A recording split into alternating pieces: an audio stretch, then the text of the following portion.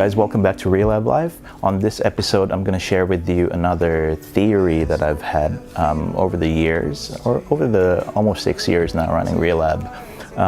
But it's a theory of growing your business and scaling up. And I guess the most important caveat here to put is you can only scale up and you can only grow if you really want to do it. Okay, so if there's that desire of you to do it, then you will make some sort of an effort to try and achieve that. But I know there are other designers out there who would love to stay small and keep their studio up to a maximum of, say, 5 people, and I totally respect that as well. So that's all fine, anything that works for you. So in this instance, I'd like to talk to you about how you could grow your agency steadily in a certain period of time. So hopefully you enjoy this, and I'll be back shortly. There's no other feeling when I'm next to you. No one else around, just a space for two. Starting a business is probably a lot easier than trying to grow it, and a lot of people would know this, especially if you're a small business owners, and most design studios or design agencies are small businesses, right? Now I've tried to learn and evaluate the way we've been doing Relab, or the way we've been running Relab, and how it has grown to up to 13 people now in the last 5 years. And I think there's a method that I can share with you in terms of thinking and planning. So it's something that I call the 3-bucket system, right? So the way we look at this is you'd have to break it down to cycles of 5 years, because I think anything that's lower than or shorter than 5 years won't have as much of an impact, but anything more than that, then it's a little bit too long as well. Okay, so here I've tried to draw, and I'm not the best drawer, by the way. It's the first bucket, the second bucket, and the third bucket. So the first bucket is what we call the now. All right, so that's the now bucket. And then we've got the short-term bucket, and this is the long-term bucket.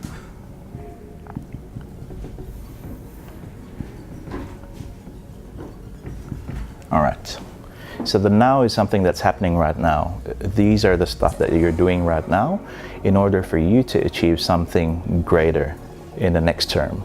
So the next term is the short-term bucket. Let's say this happens in the next 12 to 24 months. So that's 1 to 2 years time. In 1 to 2 years. The long-term bucket is something a little bit that happens a little bit later. Once you've achieved this, then that's your next goal. Let's just say that's 3 to 5 years. Okay? So the whole idea is for you to be able to jump from one bucket to the other strategically, which is from there to there. Then once you're here, you'll take another leap there. All right, so now let's talk about the now bucket. The now bucket is everything that you need to run your business. So this needs to be very, very practical and relevant to you and your business today. So the things that are included in the now bucket would be, your lifestyle, how much you want to pay yourself. If you have 1 or 2 employees, or even more than that, that's the overhead, as well as paying rent, etc. So those are the materials that you need to be able to run a business. You need to make sure that you could fill that bucket up to the level where it's stable. So only when it's stable, then you can make a jump to the later on. Okay, so the now bucket is present.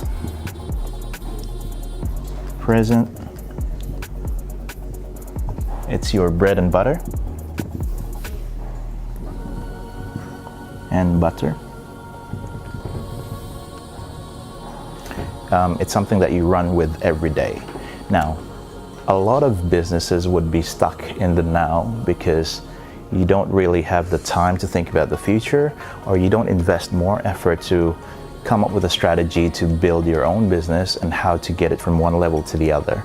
I hear a lot of people wanted to stay small, but oftentimes I hear as well that they just don't know how to grow. So I think the reason why is because there's not enough effort that's been put into the now bucket for you to be able to jump into the next cycle.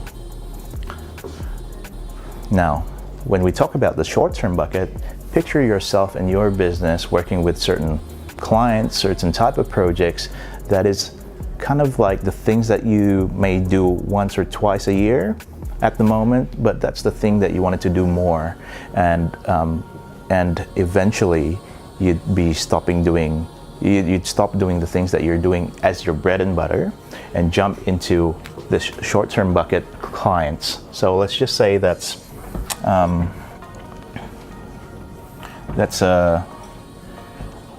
your dream client. Okay, it's your dream client because you'd like to work more with these type of people and eventually have these dream clients become your bread and butter. So once you've done that, in 1 to 2 years time, then you can jump into the 3 to 5 years time, which some people call it the cream client. It's like the creme de la creme. It's the ones that you haven't worked with so far, but you have this vision of growing your business, and eventually you want to work with that scale of a project or that scale of a client that at the moment you don't know how to get there, but you want to get there. So for you to be able to get to your cream clients, you'd have to be able to achieve your dream clients and have that as kind of like the norm for you, your day-to-day, that becomes your bread and butter. Then only then you can jump into the cream client. So while you're here in 1 to 2 years time, you're starting to find yourself working on more of what used to be your dream client becoming your bread and butter, and your cream client moves down to become your dream client, and then the cycle goes that way. And that's why I said initially that it's going to be a 5-year cycle, because this whole thing here realistically would take 5 years to do. If you do it right, then only your cream ends up becoming your bread and butter. So this is something that I've experienced myself. Now Relab has been running for 6 years, almost 6 years now, and I feel surprised, but I feel like it works, and anyone could really do this as well. That what used to be my cream client is now my bread and butter, and so now I have another type of dream and creams out there. It may be the scale of a project, it may be the type of the project, it may be the type of engagement. It can be anything you want. So if you have this dream, you could really achieve it as long as you achieve it strategically.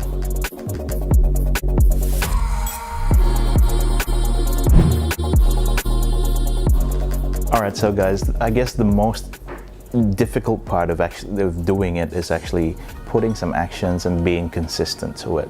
Now we're talking about a 5-year thing. We're talking, even like if you look into the short-term bucket, it's still 1 to 2 years. So it's 365 days times 2. The biggest problem or challenge for people, and it's just human nature, is being consistent. And if you manage to be consistent and focus on your goal, then you can actually achieve it. And that's just the truth. But the problem is being consistent isn't that easy. So here I've got some sub-steps that hopefully can help you. These are sub-steps how to get from bucket number 1 to bucket number 2, or bucket number 2 to bucket number 3. So the sub-steps that you could do, first of all, is you need to plot your path to the next bucket. When I say plot your path, that means you need to picture yourself being able to jump into the second bucket. Let's just say at the moment your business is making $300,000 a year, but in the second bucket, you'd like it to make $600,000 a year. So you need to picture yourself as a business owner and your business being that $600,000 a year business rather than the $300,000 a year business. And when you picture yourself that way, you need to start acting that way. In terms of administration, in terms of human resources, in terms of systems and operations in the business, you need to plot it so it feels like a $600,000 business level rather than what you currently are right now. So if you picture it that way and you dream yourself being that way, then hopefully you'll start acting that way as well. Okay, so only actions will speak louder than your dream and your ideas, because otherwise it's overrated. Sub-step number 2 is improve what is needed. So as you're doing it, you need to be constantly aware, and you need to be self-reflective all the time of what's currently happening in your business and yourself, most importantly. So you need to be able to reflect pretty much every day on the things that you could improve. Now, improvement doesn't have to be massive, it could just be one step at a time. So you need patience in this as well. Remember, you have a lot of time if you use it wisely. It's when you're not using your time wisely, that's when the problem comes in, okay? So always reflect back, improve what needs to be improved. Whether it's tools, whether it's a new software, whether it's new machines, whether it's an upgrade, or whatever it is, but you need to invest, well, calculate first, then invest back into the business. Sub-step number 3 is for you to go bigger and make it your new standard. So remember when I said that that your cream client could eventually become your dream client and eventually become your bread and butter. So when that happens, what used to be your dream needs to become a new standard. When it's a new standard, then you're maintaining the higher standard that you didn't have before, and make it the norm for your business to run, and then constantly improve that. And so your new standards will always be a level up all the time. Okay, so if you manage to do that, along with obviously other business rules out there, but I'm sure and I'm confident that you could achieve what you want to achieve in the next 1 to 2 years, then after that 3 to 5 years. Okay, hopefully that's helpful to you. It has definitely, I've reflected a lot on this, but the funny thing is I feel like that cycle actually goes pretty much like that all the time. It's just a different scale, and depending on the economy, of course. All right, enjoy, guys, and if you haven't subscribed, please do so, and maybe share this around to some of the other guys or friends that you feel would benefit from this. All right, see ya.